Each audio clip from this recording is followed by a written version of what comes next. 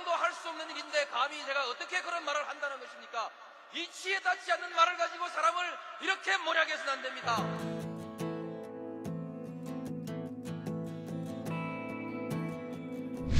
기나긴 밤이었거든. 압제의 밤이었거든. 사랑이 한 몸 썩어져 이 붉은 사나에 사랑 해방의 횃불 아래 벌거숭이 사나에.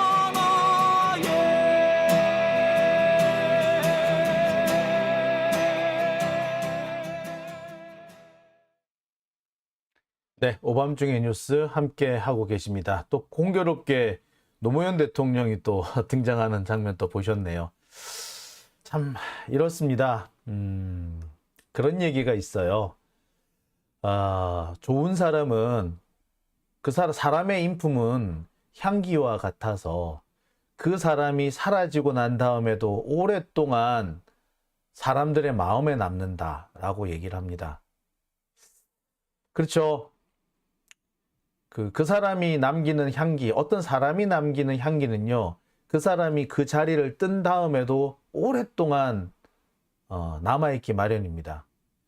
노무현 대통령의 이 향기는 노 대통령께서 돌아가신 지금 벌써 10년이 지난 지금까지도 남아있지 않냐는 생각이 들어요. 그게 바로 인품이 아닌가 싶습니다. 그런 분을 죽음으로 몰고 갔던 검찰, 우리는 용서할 수 없습니다. 그들이 또 무슨 수법을 써서 우리의 눈과 귀를 속이려 할지 모릅니다. 가만히 생각해보면요, 검찰이 박근혜 때려잡는다고 우리가 너무 안심했던 것 같아요. 그들은 언제든지 상황에 따라서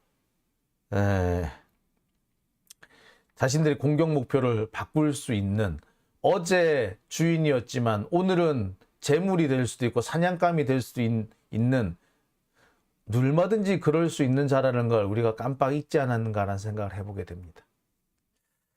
자, 오밤중의 뉴스 두 번째 주제로 넘어가 보겠습니다. 오늘 제가 준비한 두 번째 주제는요, 김건희 고소장 대검 컴퓨터에서 나왔다입니다.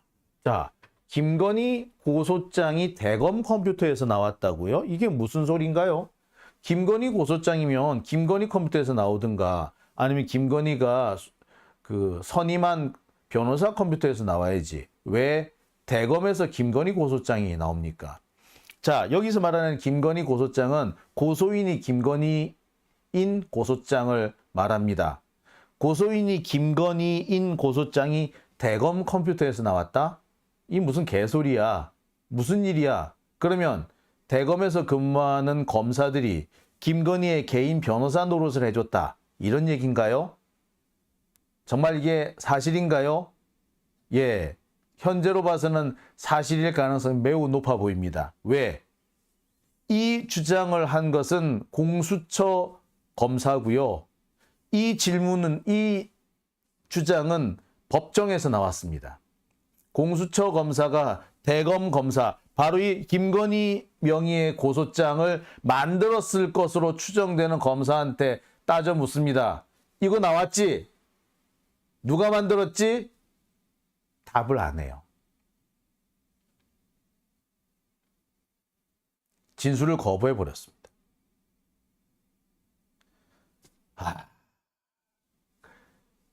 검사들은요, 법정에서 누군가가 진술을 거부하면 그거 가지고 마치 죄를 자백한 것처럼 언론풀이를 해봤습니다.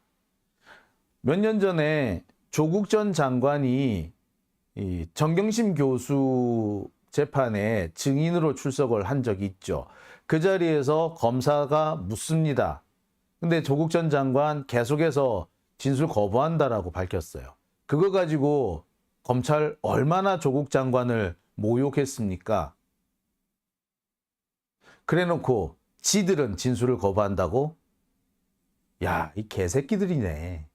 이런 걸 보고 우리는 개새끼라고 얘기하지 않습니까? 잡놈들이죠. 이런 걸 보고 잡범이라고 그러죠. 잡범. 자, 하나씩 짚어보겠습니다. 김건희 고소장, 이게 왜 거기서 나왔느냐? 대검찰청의 업무용 컴퓨터에서 김건희 고소장, 더 정확하게 말하자면 윤석열이 검찰총장이던 시절에 대검 소속의 수사정보정책관실, 보통 우리가 수정관실이라고 말하는 그곳 업무용 컴퓨터에서 김건희 씨 고소장이라는 게 나옵니다. 김건희 명의의 고소장이란 의미죠. 정확한 명칭은 이겁니다. 김건희 씨 등 출입국 고소장. 그 다음에 가족 관련 의혹 제기 및 반론 제기 경과 초안, 흠집 내기 기사 디펜스 내용, 요런 문건들이 대검 업무용 컴퓨터에서 발견이 됐습니다. 더 정확하게 말하자면 대검찰청 수사정보정책관실 모 검사의 업무용 컴퓨터에서 이런 고소장이 나왔습니다. 모 검사, 아니 임홍석 검사. 임홍석 검사의 업무용 컴퓨터에서 이런 내용이 나옵니다. 이건 뭘 의미합니까? 임홍석이라는 검사가 이런 문건을 작성했다는 거죠. 그게 아니면 다른 사람이 작성한 문서를 지가 받아서 받겠지. 자, 그러면은 다른 데서 가져온 문서인지 그 컴퓨터에서 작성한 문서인지 그건 금방 확인하죠. 예, 여러분 다 아시다시피 보통 모든 한글 파일이나 이 문서 파일 같은 경우에는 헤더가 있고요. 그 헤더만 보면 어디서 만들어졌는지 금방 압니다. 또 로그 파일을 뒤져보면은 누군가에게서 전송을 받았는지 아니면은 전송을 했는지도 다 나오게 되어 있습니다. 지금까지 확인된 거로는 김건희 씨 등 출입국 고소장, 가족 관련 의혹 제기 및 반론 제기 경과 초안, 흠집 내기 기사 디펜스 내용, 요 모두가 임홍석 검사의 컴퓨터에서 작성된 걸로 보입니다. 검찰이 만들어 놓은 디지털 증거법에 따르면 그 사람이 쓰던 컴퓨터에서 나온 파일은 그 사람이 만든 거예요. 자, 뭘까요, 이거? 이에 대해서 임홍석 검사는 답변을 거부했습니다. 뭘 의미하는 걸까요?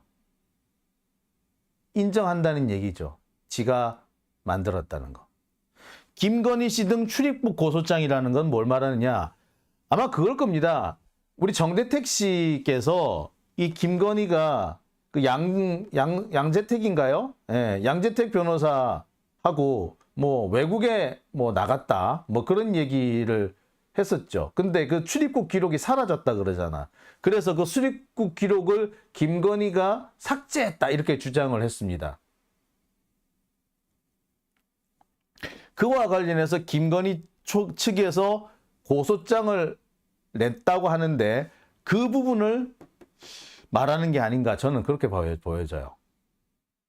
가족 관련 의혹 제기 이거는 제가 볼 때는 최은순을 말하는 것으로 보입니다. 기타 윤석열이라든지 김건희라든지 최은순과 관련된 기사에 대해서 디펜스를 하겠다. 아니 검찰총장의 개인적인 가족과 관련된 얘기인데 왜 검사가 나서서 이걸 디펜스를 합니까? 아니 검찰총장의 업무와 관련해 가지고는 검사가 디펜스를 할 수 있죠. 그런데 검찰총장의 가족과 관련된 얘기를 왜 검찰에서 디펜스 합니까? 자, 이와 관련해 가지고 짚고 넘어가야 될 부분이 있어요. 이 무렵에 한겨레신문 최우리 기자가 기사를 쓴 게 하나 있습니다. 제가 내용이 정확하게 기억이 나진 않는데 최은순 관련된 기사였어요. 부정적인 내용이 포함되어 있었던 걸로 알고 있는데 그 내용에서 일부 기사 제목이 나중에 바뀝니다. 그래가지고 한번 난리가 난 적이 있었죠. 그때도 보면은 최은순과 관련된 얘기인데 그 최은순과 관련된 기사를 대검에서 고쳐달라고 또는 대검에서 최은순 관련된 입장을 설명을 했다는 거예요. 나중에 대검에서 이 부분을 설명했다라는 얘기가 문제가 될 것 같으니까 그 부분에 대한 기사가 삭제되고 제목이 바뀝니다. 최우리 기자, 한겨레 최우리 기자, 걔가 그런 짓을 했죠. 걔가 말이야 어지간히 자기 딸 뭐 잘난 척 많이 하는 애였는데 또 그런 짓을 하대. 대검에서 기사 고쳐달라고 그런다고 쪼로로 고쳐주고 대검에서 최은순 얘기한다고 쪼로로 쓰고 그러나? 그 머릿속에 뭐 잘못 들어간 거 아닌가 싶네요. 여튼 이 무렵에 문제가 되는 것은 검찰 조직이 윤석열의 개인 사조직이 되어버렸다는 거죠. 그리고 그 흔적이 나온 겁니다. 근데 단순히 사조직이 된 정도가 아니라 고소장을 대신 써줬다고. 딴 건 몰라도요. 그래 좋아. 100번 1000번 양보해가지고 기사에 대해서 반론을 제기한다든지 뭐 이런 거 뭐 또는 뭐 기사에 대한 대응 요까지는 뭐 그렇다 쳐. 하지만 고소장을 왜 대신 써줘? 이거는 명백한 불법입니다. 근데 이게 나왔어. 이거는 검사들이 집단적으로 불법 행위를 저질렀고 조직적으로 불법 행위를 저질렀다는 것을 입증하는 증거가 되는 겁니다. 이 얘기가 어디서 나왔다고? 법정에서 나왔다고. 법정에서. 공수처 검사가 현직 검사를 신문하는 과정에서 나왔어요. 그 검사, 신문을 받은 현직 검사가 누구? 임홍석 검사. 자, 좀 더 자세히 얘기해 볼게요.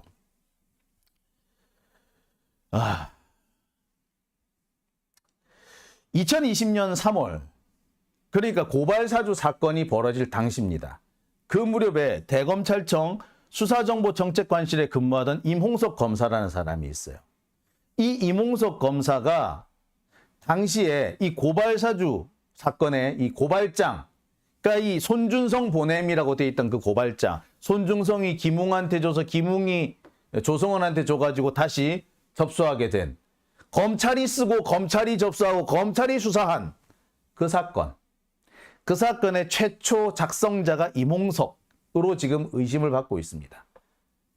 근데 얘가 지금 기소가 안 됐어. 와, 진짜 이거 검사들은 다 빠져나간다, 그죠? 이런 검사를 냅둬요? 이 검사 이거 탄핵해야지 이거, 그죠? 자, 이 임홍석이가 오늘 얼마 전에 법정에 증인으로 출석했습니다. 10월 23일. 그러니까 벌써 한 3일 정도 됐나요? 23일 날 법정 증인으로 출석해요. 그리고 공수처에서 신문을 합니다. 이 과정에서 나온 얘기가 그거였습니다. 공수처에서 물어요. 야, 네 컴퓨터에서 그거 나왔지? 김건희 고소장 나왔지? 가족 관련 디펜스 실적 경과 나왔지? 그 다음에 디펜스 논리 만든 거 나왔지? 입 닫은 거죠. 여기서 우리가 고발사주 사건 잠시 짚고 넘어가겠습니다. 고발사주 사건은 2020년 총선을 앞두고 검찰이 유시민, 최강욱 등을 수사하기 위해서 조성은 씨한테 고발장을 써주면서 자, 이거 접수시켜줘요. 그럼 우리가 바로 수사할게. 라고 했던 사건입니다. 이게 고발사주 사건입니다. 여러 차례 말씀을 드렸을 거예요. 근데 당시 이것이 본격적으로 작동하기 전에 폭로가 돼버리죠. 그러면서 검찰의 기도가 무산됩니다. 손준성 보냄으로 해서 김웅이 이 자료를 받아서 조성은 씨한테 전달을 한 겁니다. 그리고 이 당시에 한동훈도 카톡 사진 60여 장을 이쪽에 보낸 것이 확인이 됐죠. 이 내용이 뭔지는 몰라요. 뭘까? 야. 자.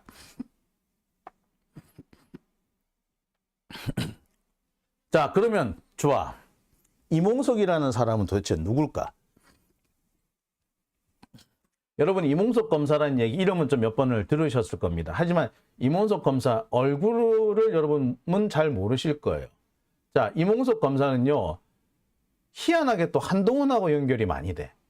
자, 볼까요? 부패범죄특별수사단. 이거는 대검 중수부가 없어지고 난 다음에 한동안 수사 기능이 없었던 대검찰청이 다시 수사 기능을 부활시키기 위해서 만든 임시기구입니다. 이게 2016년, 15년 이 무렵에 있었어요. 김기동 검사장이 단장이었고 주영환, 한동훈 1팀장, 2팀장으로 있었습니다. 자, 여기에서 이몽석 검사는 어디에 있느냐? 이몽석 검사는 여기에 있습니다. 이렇게 생겼어요. 자, 이몽석 검사입니다. 그러니까 한동훈 라인인 거지. 결국에 이 고발사주 사건에서 또 완전히 자유로울 수 없는 게 한동훈이라는 사람인 거죠. 얘가 무슨 짓을 했는지 솔직히 상당히 궁금해요. 뭔 일을 하긴 했어. 이 고발사주 사건에 거기서 완전히 클리어하다라고 볼 수는 없어요. 그죠? 순데렐라님, 잡범들 사진인가? 예, 그렇겠네요. 간절님, 부패 검사단이구만. 예, 그렇습니다. 자, 근데 이 이몽석 검사가 법정에서 신문을 받는 거죠. 사실 이 사람은 피의자죠, 피의자.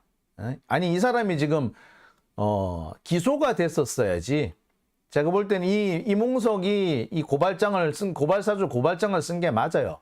그리고 그뿐만 아니라 윤석열의 개인적인, 어떻게 보자면은 김건희의 개인적인 법률 문제, 아니 김건희 개인 변호사 역할을 해줬던 거지, 얘는. 검사라는 놈이. 그러고도 이게 검사야. 자, 이몽석 검사에 대해서 설명을 좀 해드리겠습니다. 81년생이라고 하더라고요.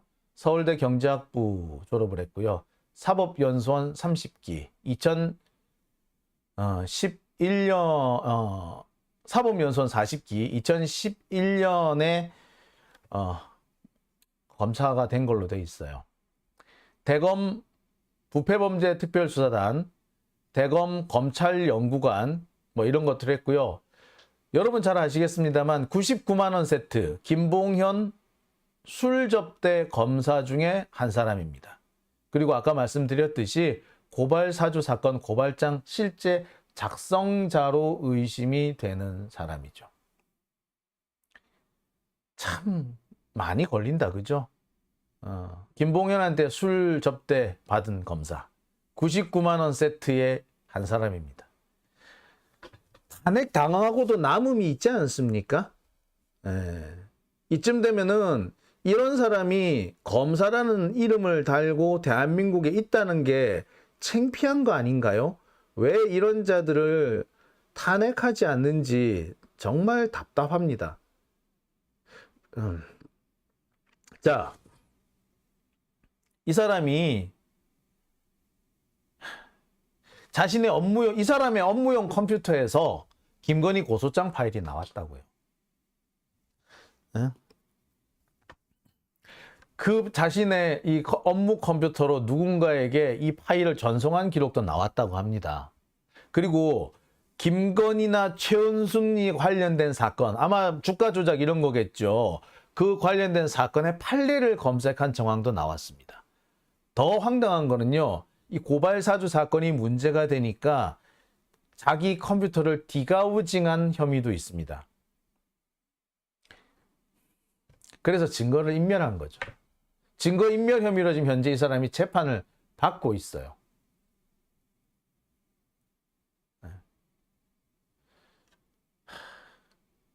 그러니까 자, 이 검사가 법정에서 뭐라고 했느냐? 재판에서 법정에서 증언을 거부합니다. 왜? 내가 피의자였고 지금도 증거인멸 혐의로 재판을 받아야 될지도 모르기 때문에, 그러니까 지금도 증거인멸과 관련해 가지고 수사를 받고 있는 상황이기 때문에 증언할 수 없다. 그러니까 형사소송법에 자기나 친족의 범죄와 관련한 증언을 해야 되거나 그로 인해서 자기가 처벌받을 우려가 있을 때에는 증언을 거부할 수가 있습니다. 그래서 즉 달리 말하자면 뭐다? 내가 여기서 뭐라고 얘기를 해가지고 하면은 내가 처벌받을 수 있기 때문에 내 증언 못하겠어 라고 얘기를 하는 겁니다. 뭐다? 인정을 한 겁니다. 더군다나 네 컴퓨터에서 이게 나왔지? 증언 거부. 인정한 거죠, 그거는. 그렇죠?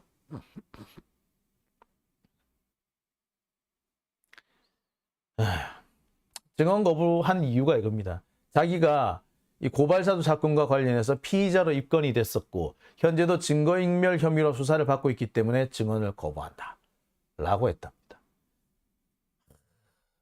조국 전 장관이 이렇게 얘기를 했을 때 검사들 그리고 적폐 언론들이 뭐라고 얘기를 했습니까? 자, 판사가 묻습니다. 검사라는 직책을 좀 생각해서 증언을 하는 게 어떠냐? 너 검사잖아. 네가 일반인이 아니고 네 검사잖아. 공직자인데다가 공익을 우선시해야 되는 검사잖아. 공익을 수호하고 공익을 실현하는 자 아니야. 근데 네가 증언을 거부해서 되겠니? 웬만하면 증언하지. 그런데 뭐라고 얘기를 한다? 공기의 법정에서의 진술이 오해를 사거나 잘못된 보도로 이어질 수가 있기 때문에 증언을 거부한다. 뭔 말이야? 똑바로 얘기를 하면 되지. 응? 달리 말하면 공개된 법정에서는 진술 못하겠다. 왜? 오해를 사거나 오보가 날 수 있기 때문에. 그래서 증언을 거부한다. 참, 아이고. 오해나 오보가 날 걸 걱정해서 진실을 못 밝히겠다. 이건 거죠. 이런 걸 보고 우리는 궤변이라고 합니다. 조국 전 장관이 부인과 관련된 증언을 거부를 했을 때 얼마나 검사들이 욕했습니까? 그리고 조중동은 얼마나 조국을 비난했습니까? 근데 지금 일제히 입을 닫고 있습니다. 검사 새끼들도 그렇고 기자 새끼들도 그렇고 지들이 그러고도 기자고 지들이 그러고도 검사인지 그러고도 공익 운운할 수 있는지 참 뻔뻔스럽다는 생각이 듭니다. 기가 막히죠. 대한민국의 수준이 이렇게 됐습니다. 검사들이 만들어낸 나라가 이런 나라입니다. 마치 검사 혹은 검찰 가족이면 귀족이라도 된 것 같아. 특권 계급이 된 것 같아. 말 그대로 검사들의 나라가 된 거예요. 검사들한테만 공정하고 검사들한테만 안전하고 검사들만 잘 사는 세상이 돼버린 겁니다. 검사는 처벌도 받지 않고 검사는 증언을 하지 않아도 되고 그러고도 다 진급하고 잘 먹고 잘 살고 이게 뭔 개짓거리냐고. 저는 그렇게 생각합니다. 손준성, 이몽석 다 탄핵되어야 합니다. 왜 탄핵을 안 하고 있는지 정말 답답합니다. 왜 안 하는지. 그 이상한 새끼들이 한동훈 탄핵 못하겠다고 겁 쩔쩔 먹고 있는데 그러면 이런 애들이라도 좀 탄핵하든가. 왜 안 하는데? 그저 얘네들을 좀 뭐다? 혹시라도 이거 했다가 역풍 불어가지고 내 선거에서 떨어지면 어떡해? 요딴 소리를 하고 있어. 진짜 그런 걱정을 하는 자들은 공천 주면 안 됩니다. 그런 자들 때문에 지금 우리가 이렇게 고통을 받고 있는 겁니다. 검사들이 이렇게 함부로 나댈 수 있는 거는 검사의 범죄는 아무도 처벌할 수 없다라는 그런 생각이 있기 때문입니다. 예. 이런 짓거리를 막으려면 할 수 있는 건, 지금 당장 할 수 있는 거는 딱 하나입니다. 검사 탄핵입니다. 자, 오밤중의 뉴스. 제가 준비한 두 번째 순서는 여기까지고요. 이어서 세 번째 주제로 넘어가겠습니다.